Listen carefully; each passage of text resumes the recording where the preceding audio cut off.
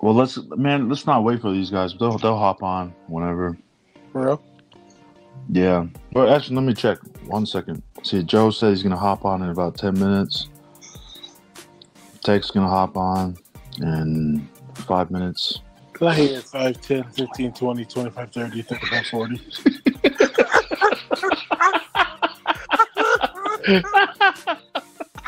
Oh, I hear multiplication. Well, I hear multiples of 5 and go down.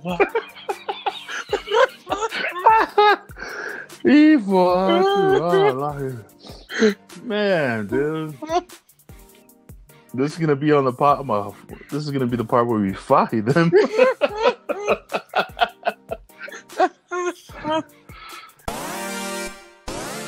Hey, what's going on, y'all? It's your boy Tonga, and you're listening to the Encouragers Podcast.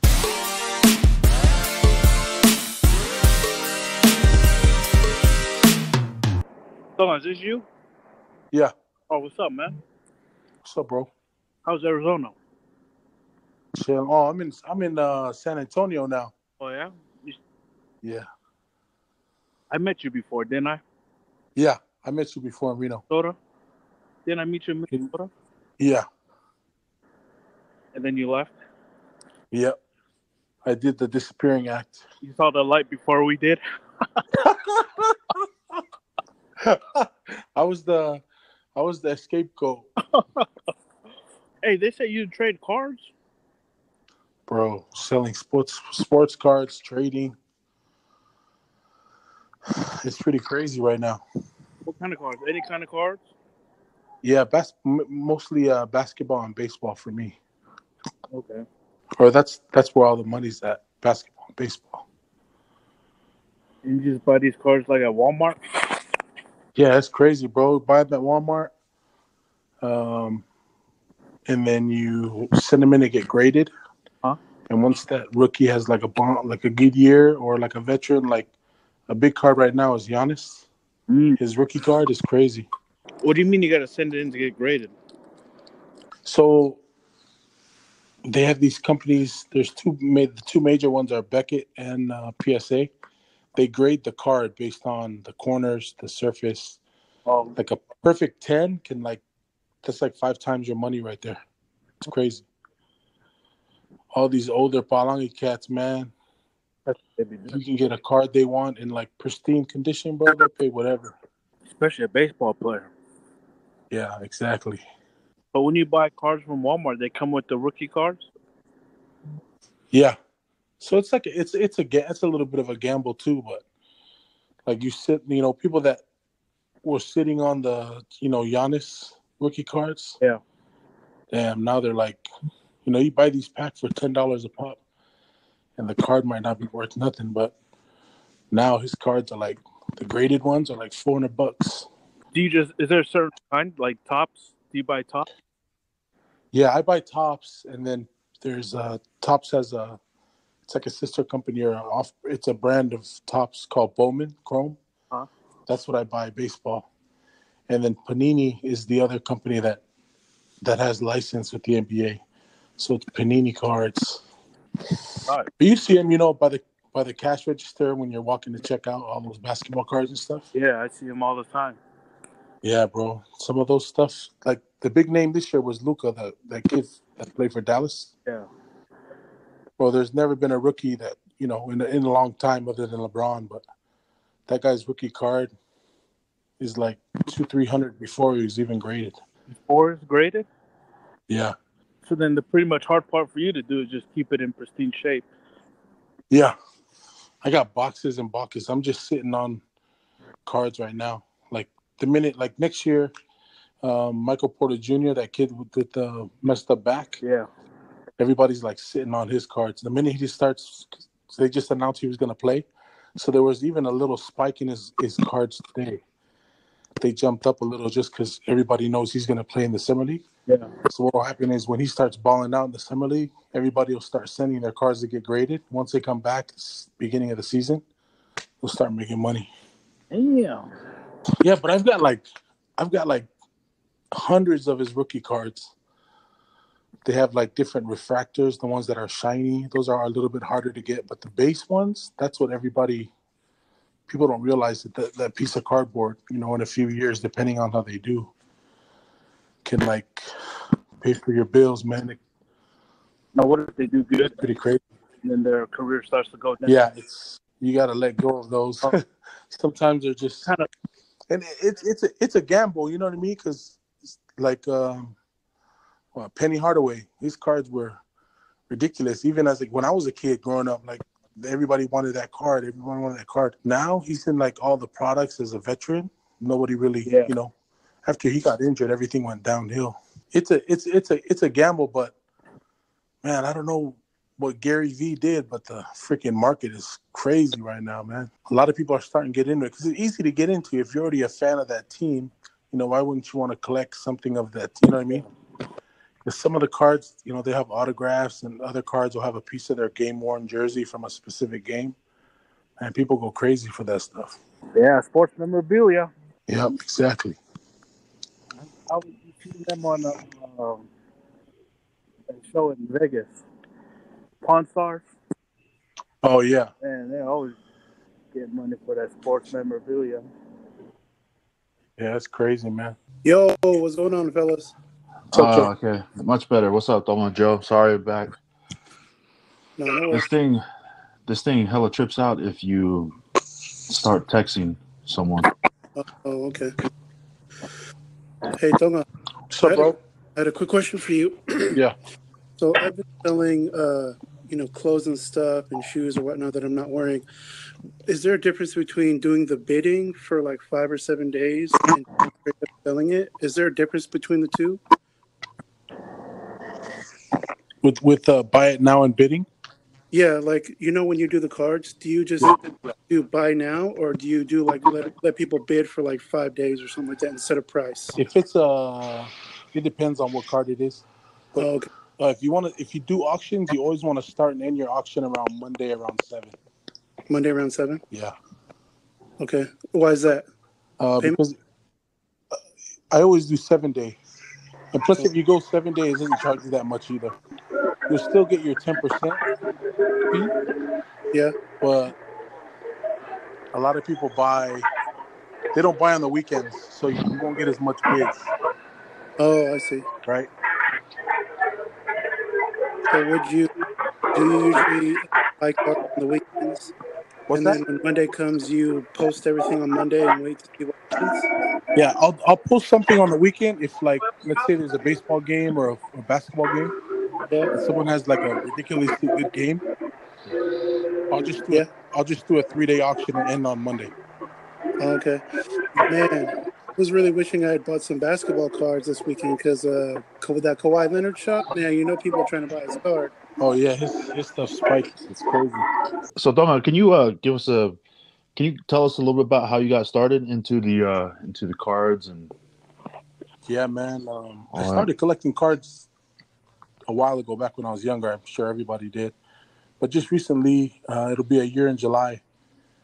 My son was really big into Pokemon cards, so we started buying. We just bought him Pokemon cards, and he would go crazy over certain cards, saying how rare it was and how all his friends at home wanted it. And I just barely hit my year mark on eBay for selling shoes and stuff, like resale. Mm-hmm. So I was just curious because on eBay you can check for what the last one sold for, or the average of the last sale. So I was just curious on one of the cards. It was a Charizard card that I checked, and it was from a Dollar Tree pack. It was a $2 pack from Dollar Tree, and I saw on eBay they were selling for like $50-$60 consistently, bro. Wow. So we immediately a Pokemon card. So we immediately sold that card. It was a guy stationed in Asia. That's the first time I ever did like a customs check via eBay and all that stuff. But after that, we took I took half of the money that we made from that Charizard, went back to the same Dollar Tree, and ended up buying the entire box because they were only $2 a pack. I think we got like I can't, 10 or however many packs we got. But we hit the same exact card, but it was a foil card. So what that means is it was shiny, like it was a refractor. And dude, that makes all the difference. I immediately went on eBay. wasn't thinking. I was like, oh, this card looks a little bit better than the other one. It was super shiny, so I didn't think anything of it. But I went on eBay, and that one sold for $200. So it all started from there. Like from that, I started, just checking on old Michael Jordan cards that I remember I used to have back in the day. I still have 2 old booklets of cards, but I just went through it and just looked online, and man, it was crazy. So from then, Wow. So you started. from then I just started buying Go ahead. buying packs and started following some people on Instagram and stuff that have been doing cards because I've been out of the game for so long. And I used to just collect. I never thought of selling or making an extra income from it, but man, it's crazy. For a piece of cardboard, people pay big money. That is crazy, man. So you used to, collect them as a kid when you were younger, and now several years later, you have a child of yourself, and you're back into the card game. I'm back. That's crazy. I remember I was talking with Tonga on, like, through our Instagram, on our Encouragers podcast show on Instagram, just through the DMs, and we were talking about cards, and Gary V. I don't know if you guys know who Gary Vaynerchuk is, but he has, it's kind of like an influencer, motivator type of guy. But he recently had several posts in his social media feeds about cards and collecting shoes and all this other type of stuff that we used to do back in the days is now gaining traction. There's a huge uptick in it. Oh yeah. There's the minute he did it, just the names that he mentioned. He was on a podcast with Rich Eisen from ESPN. Oh, okay. And he just came out and said, the best investment for the next 2 to 3, possibly 5 years is going to be sports cards. And he was given an example how you can go to Walmart and buy a $10 pack and pull a card that's worth a couple $100 before it's even graded. And what I mean by graded is there's a couple companies out there that actually grade it on the corners, the edges, just how mint the card is, and it triples, quadruples the value instantly if you get a pristine graded card. So how do you know how much do these people that are is it a companies or these individual people that are grading cards, or how's that work? Anybody can grade a card. There's the 2 biggest or the 2 most respected that hold the most value in the hobby are PSA and then Beckett. So Beckett, I'm sure, I don't know if you guys ever collected cards back in the day, but Beckett used to be where everybody would go for the price guide. Oh yeah. So, Yep. Beckett actually grades cards as well. It's a toss-up between who grades, harder. PSA doesn't really show like the actual grades per whatever they grade on, but Beckett, you can get a graded card. It'll show you, they're all out of 10. It'll show you like your corners grade, your edges grade, your surface grade, and all that stuff, and your centering, like how the card is centered, right? So that determines the value. But exactly what Gary Vee was saying, like, invest in. It's good to, you're not going to make money overnight. You don't want to invest in rookies. I mean, you can invest in rookies, obviously, but you're going to be sitting on them for a year or 2 or maybe even 3. He was saying to invest in the Giannis, and they just moved on to the playoffs. They're in the Eastern Conference Finals. Yeah, and his cards is just skyrocketed. It's freaking crazy, man. I remember seeing those. I remember collecting cards, baseball cards back in the day. And you had these, paper magazines where you open up and you look up the value of your card that you got. That's Beckett. Yep. Wow, that's crazy. We were talking about this earlier, Joe. Like everything that we used to do back in the days when we were younger are now coming back popular because we have kids of ourselves, our own, or you guys have kids of your own, and you're kind of like showing them what you did back in the day. So like that value is coming back, that type of notoriety or the old school ways, like collecting shoes and baseball sports cars. That's coming back, right? So that's kind of like the way things are moving right now. Is that right? Yeah, I agree. What were we talking about? Like that the appreciation for what we grew up with. Now that we have kids, like my son, he loves it. I just recorded him today. His birthday was May 4th. And I got a pretty good following on Facebook right now as far as cards go. I posted something about his birthday, and then we got like a bunch of care packages in, and just him opening up. He's a big LeBron fan, so when he opens up a card, everybody knows that in the hobby, like on Instagram, they'll send him LeBron cards that they don't even like, or and he just flips. And I can remember myself being younger at the local card shop or whatever, opening up a pack and getting a player that I really wanted and just flipping on. It takes me back. It's crazy. Yeah. Right. And it's cool because I mean you're building something with your son. You're kind of bonding in a way with him with something that you enjoyed growing up as a kid. And I know I have like baseball cards and things like that. Back home in Arizona, but it's kind of like one of those things now with what you're doing now, Tonga, that makes me want to say, hey, I'm going to be in Arizona here in a couple of weeks. I want to get all my cards and bring them back here with me, and then I can share those with my daughter and my son and kind of talk to them about, how I got them and, where I was when I got this card type thing. So it's really cool to be able to, share those things with your kids and whatnot. But a question that I had for you, Tonga, is do you purchase cards based on what sport is on, or like, for instance, like right now the baseball is going on, but specifically the NBA is going on. Do you buy more NBA cards now with the playoffs going on as opposed to baseball cards? So while it's in season, that's when it's going to be the most expensive. So it's either, so you don't buy during season, but you always sell during season, right? Oh, okay. So right now, for example, last night after Kawhi hit that shot, Kawhi's graded rookie card jumped up from $80 to $140. Wow. Like instantly, like consistent sales, like the past 10 sales were all the same, just because that shot, right? So obviously you don't want to buy now, but obviously this is the time to sell, when he's doing really well. So right now my focus was, or just a couple months ago, was baseball. And baseball is a whole different animal. Like, it's crazy. Baseball. Yeah, I bet. Because it's all about prospects, right?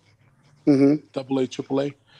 They have these kids, like 17, 18-year-old kids, signing products for Tops, but they're not even actually playing in the league at all, right? But their cards are worth more than some of the vets that are in the league. It's pretty crazy.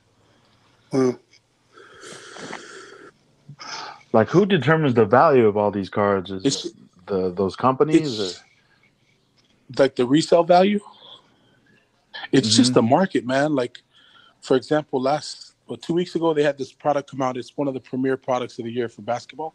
It's called National Treasures, right? And that's where you get the first RPA. And RPA is rookie patch autograph. It's an autograph of the rookie and a piece of their jersey, right, in a card.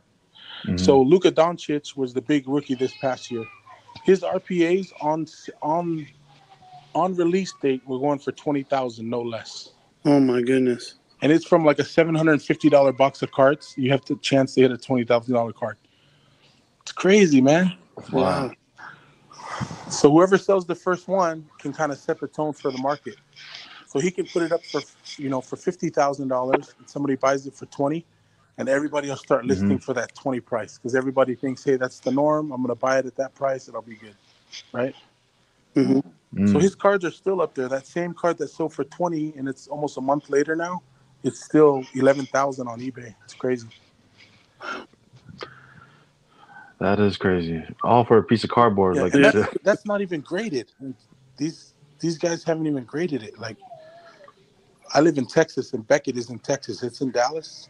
And somebody hit the one-of-one Luka Doncic in a different product, and he hit it here in the card shop that I go to in San Antonio. And it was the evening, and he called his wife. His wife met him at the card shop, and they drove to Dallas 5 hours just to be there and get, because you can get it graded same day. It costs like $80, but it was a difference of, $1,000 or $10,000 for him. So it was worth the drive. You know what I mean? Yeah, of course. It's pretty crazy, man. Wow. Like you said, for a piece of cardboard. Dang. So, like, talk us through the step. Like, how does, like, let's say I want to get back into the game.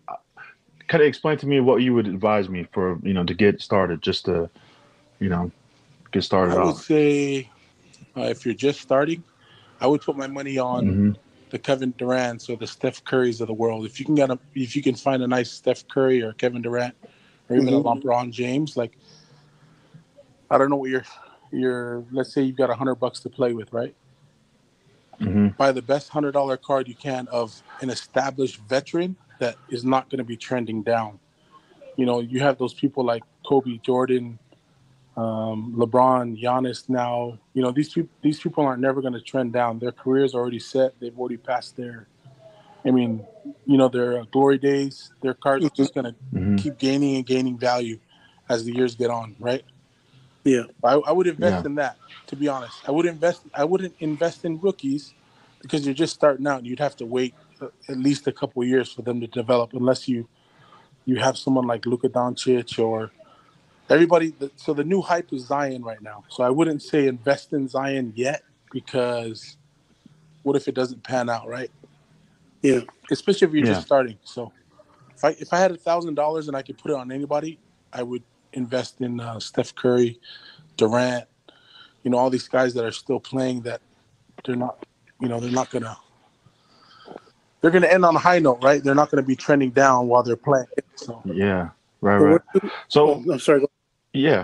go ahead. You're going to ask my question, Joe. So go for it. where do you recommend going to purchase these cards? Like, do you go to like a card store, or like can somebody go to Dollar Tree, Walmart? Dollar Tree. Yeah, you can go to Dollar Tree. They've got $2 packs at Dollar Tree. But there's a lot of things different with cards now. They run different promos. So Target. So for example, another premier product from Panini in basketball is called Prism. It's very affordable. Joe, I showed you that picture where I went and bought, you know, a couple $1,000s worth of this product and just open it at home. Yeah. These products have Target exclusive cards in there, like, and then Walmart has an exclusive card for the same brand, right? So these cards are exclusive. Where Target had one, it was a red ice card that you could only get from the packs at Target. So if you got the better rookies or the better veterans with this specific card from Target, you get it graded. You know, Target, they eventually going to run out, right? Yeah. So, I mean, it just depends. I wouldn't go to your local card shop because you can find everything online. You can always put in a bid or your best offer. Whereas card shops are kind of set, you know. Yeah. Okay.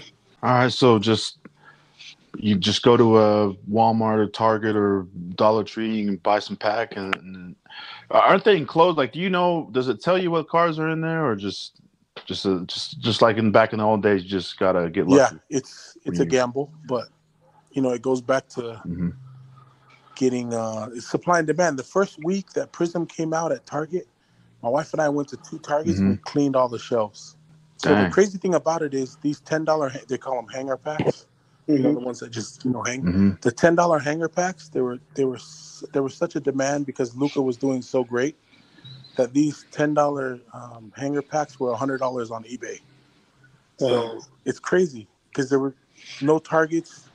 Target's kind of strange. They don't restock for months at a time, and when they do, they only get a little bit. It's crazy. Are these cards made by Target, or are they they're made by a company and they're sold? Yeah, they're sold at Target. They're made by a company called Panini. So Panini, basically, Panini. So it's like Coca-Cola. Coca-Cola has, you know, Sprite, Dr. Pepper, Fanta. Same thing with Panini. They have Prism, National Treasures. It's all Panini products, but they're just tiered differently, right? The cost, the price point's different. So it's, you know, a little bit more expensive. Like that $20,000 card, you can only hit in that $750 or $1,000 box, right? Okay. Sheesh, that's crazy, man. To think of it, man. It's when you showed me, you know, how, you know, your side business or hobby has been for you. It blew my mind, dude. I was thinking, you know, a couple $500, $600 here. And nah, man, that was major. That's not a hobby, bro. That's a straight steady income. Yeah. That was my biggest month. So those were my 2 biggest months. My averages are anywhere between, I see, closer to $4,500 a month just from cards alone. Oh wow, man. You know, after you showed me that, Tonga, after I said, man, like, where'd you get all these cards? And then you showed me the first thing I did was I went to the Walmart and was looking for the cards. and then before I bought them, I was like, I'm going to ask him, which ones first before I get something and I think it's wrong. You know what I'm saying? Before I'm investing this money into it. And then, I need to get in contact with him so he can, I can FaceTime him and he can kind of show me which ones, to kind of gravitate towards, so I'm glad we have you on tonight. Yeah, man, it's real fun. It's something that me and my son do, but my wife does it now too. Like she's all part of the whole shipping process. You know what I mean? Sending out invoices and all that fun stuff. So it's actually turned into a little, family business and whatnot. And I even created an LLC just because, right? Uh-huh. I figured, hey, I might be in another tax bracket next year. So you never know, right? You never know. So man, that's crazy because you're kind of like, it was a hobby, kind of just doing it for fun, but now it's been lucrative for you more or less. Yeah. And then still, like, you still have energy. You still have that high energy because I've seen your one of your Instagram stories today. You were showing, just the cards and mailing bubble packets or whatever, right? That's crazy, man. It definitely got my attention and all the rest of our and it's guys' attention. Yeah, and it's really nice to see one of the homies, doing something that he loves and enjoys. You know what I'm saying? A lot of Polynesians don't really like to, go out there and show what they're doing, but also be willing to, come on a podcast or say, hey, if you have any questions, like, feel free to ask. And that's one thing that we're really appreciative of, is you being willing to just be open about it, tell us your process, and kind of just share your wisdom and energy with us. So we really appreciate that, Tonga. Yeah, there's so much money in the world, man. It's more than enough for me and everybody else. Yeah, exactly, man. We believe the same thing, and information changes things. That's a big thing of our podcast. Having this podcast is because information, the right information, knowing where to get that information can change your life. And so, man, big ups to you for coming on for this quick segment for our podcast. We're going to put this out tonight and share it with people. But yeah, Tonga, where can our listeners find you and how can they contact you? We don't want them to like hella blow you up because you probably we don't super busy, but like where can they find you? How can they get a hold of you? I'm on Instagram. It's @_good vibes GEWDVIBES_. Obviously on Facebook. I haven't been on Facebook in almost a year, but I just recently created my Facebook strictly for cards because Facebook's a whole nother Facebook and Instagram's followings as far as cards go, it's like the black market. It's crazy. Follow Gary V, man. Gary V is dropping knowledge, man. Yeah, he's also. A lot of people in the hobby dislike that he's going on there saying stuff because obviously it's making the prices spike and people that have no idea about cards are buying certain cards. But it's good, man. Like there's not enough money around, Yeah. And then just to have on the podcast, I'm a collector first, 100%. I still collect, like me and my son collect LeBron James cards. We love LeBron James. So in no way, shape, or form am I just trying to turn a quick profit. It's something we love to do and enjoy to do as a family as well. We want to have you back on so we can talk a little bit more in depth with all the rest of our guys. Right now it's just me and Joe, and we had Tech earlier on. But yeah, we want to get you back on so we can get, have a little bit more concrete rundown for you so we can get you the questions and you can come back on and, answer all our questions. And also for people that are listening, because this is Gary V. I don't know, a lot of our listeners are familiar with Gary Vaynerchuk, Gary V, Team Gary V on Instagrams, all over Facebook, Twitter. But he has caused an uptick by saying, he's a tastemaker, what they call a tastemaker, influencer. And he's heavily talked about sports cards and all this other stuff coming back on the play. So, we really would love to learn about it. Anything that could help our people out. Exactly. We appreciate it. I appreciate you guys having me on and the message you guys spread, man. We need that more. And I appreciate you guys being open-minded, learning new streams of income. Exactly, man. Definitely. Most definitely. Maybe one of these months you'll start doing classes on teaching people how to find the stuff. So this is just our way of, and just throwing some more positive vibes and positive energy out there for people who are looking for opportunities to create new streams of income, like you said, but also be able to, find something that they might actually enjoy. So, hey, what's going on, y'all? It's your boy Tonga, and you're listening to the Encouragers Podcast.